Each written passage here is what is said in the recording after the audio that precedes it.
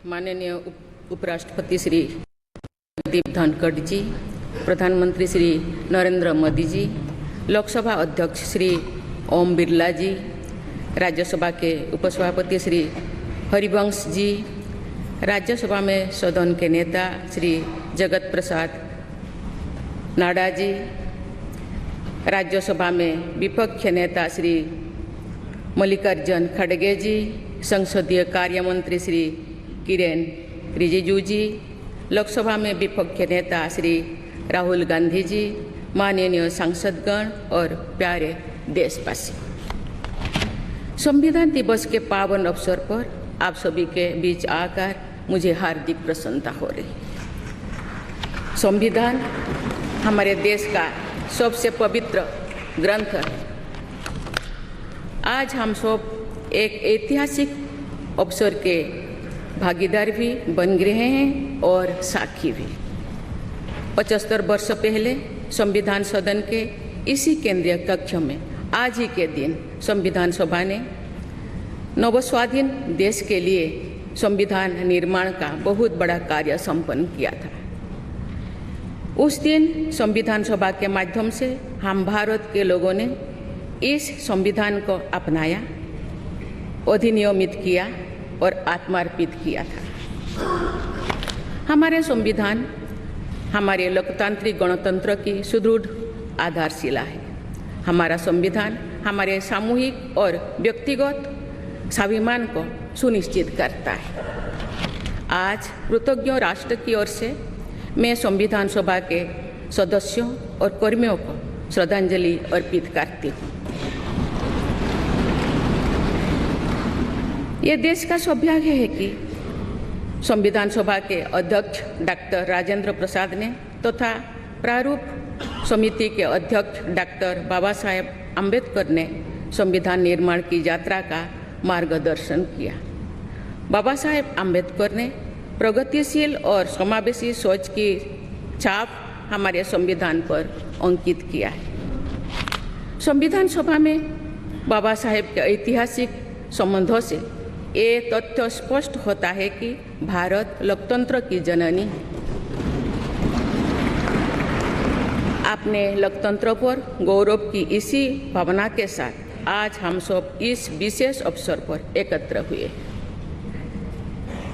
ये अवसर संविधान सभा की 15 महिला सदस्यों के योगदान को स्मरण करने का भी है। हमें उन अधिकारियों के अमूल्य योगदान को भी याद रखना चाहिए जिन्होंने नेपथ्य में रहकर काम किया। उनकी कार्यनिष्ठा ने संविधान निर्माण की प्रक्रिया को सुचारू रूप से आगे बढ़ाया। उनमें प्रमुख भूमिका श्री BN राव की थी, जो संविधान सभा के संवैधानिक सलाहकार थे। मैं संविधान सभा के सचिव श्री HBR अंगगर, संयुक्त सचिव श्री SN मुखर्जी और उप सचिव श्री जुगल किशोर खन्ना को भी उल्लेख करना चाहूँगी। माननीय सांसदगण, स्वतंत्रता के 75 वर्ष पूर्ण होने पर मैं सभी देशवासियों ने आज़ादी का अमृत महोत्सव मनाया। आगामी 26 जनवरी को हम अपने गणतंत्र की 75वें वर्षगांठ मनाएंगे।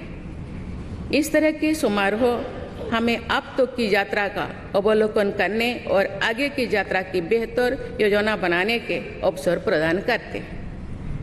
ऐसे समारोह हमारी एकता को मजबूत बताने की तथा ये दर्शाते हैं कि राष्ट्रीय लक्ष्यों को प्राप्त करने के प्रयासों में हम सब एक साथ हैं। हमारे स्वाधीनता संग्राम के दौरान अनेक महान विभूतियों ने हमारे राष्ट्रीय आदर्शों को रेखांकित किया था।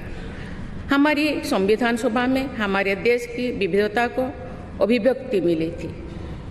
संविधान सभा में सभी प्रांतों और क्षेत्र के प्रतिनिधियों की उपस्थिति से अखिल भारतीय चेतना को शोर मिला था।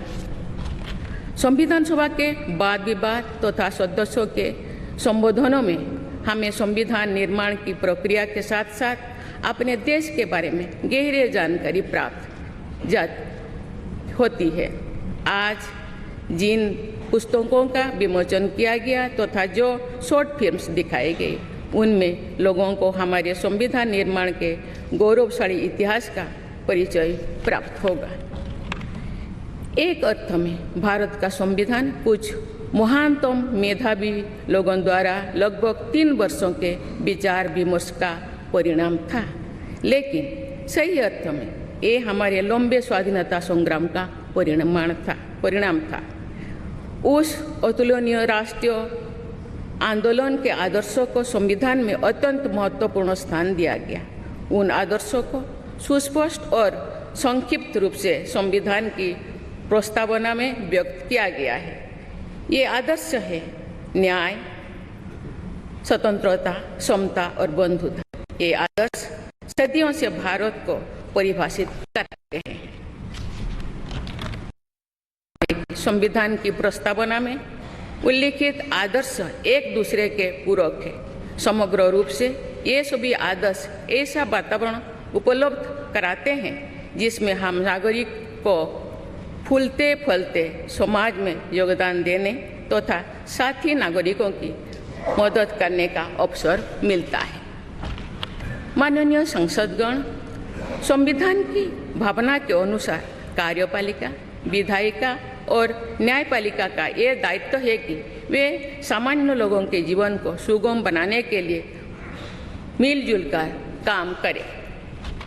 संसद द्वारा पारित किए गए अनेक अधिनियमों से जौन आकांक्षाओं को अभिव्यक्ति मिली है। देश के आर्थिक एकीकरण के लिए स्वतंत्रता के बाद का सबसे बड़ा टैक्स सुधार गुड्स एंड सर्विसेज टैक्स को के रूप में किया गया है। वर्ष 2018 में राष्ट्रीय पिछड़ा बल आयोग को संवैधानिक दर्जा प्रदान किया गया है। वुमेन लेड डेवलपमेंट की सोच को यथार्थ रूप देना सामाजिक न्याय के संवैधानिक आदर्शों को प्राप्त करने के लिए अनिवार्य है। नारी शक्ति बंधन अधिनियम द्वारा हमारे लोकतंत्र में महिला सशक्तिकरण के एक नए युग की शुरुआत की गई है। दंड के स्थान पर न्याय तथा अपराध के स्थान पर सुरक्षा की भावना पर आधारित भारतीय न्याय संहिता, भारतीय नागरिक सुरक्षा संहिता और भारतीय साक्ष्य अधिनियम को पारित करके सांसदों ने आधुनिक सोच को अपनाने का प्रभावशाली परिचय दिया है। ऐसे अनेक अधिनियमों को पारित करने के लिए मैं सभी सांसदों की सराहना करती हूँ। पिछले कुछ वर्षों के दौरान सरकार ने समाज के सभी वर्गों, विशेषकर कमजोर वर्गों के लोगों के विकास के लिए अनेक कदम उठाए हैं। ऐसे निर्णयों से लोगों का जीवन बेहतर हुआ है तथा उन्हें प्रगति के नए अवसर मिल रहे हैं।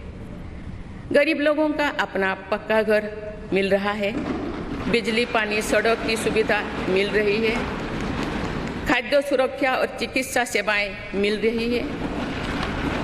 देश में बड़े पैमाने पर विश्व स्तर का इंफ्रास्ट्रक्चर बनाया जा रहा है।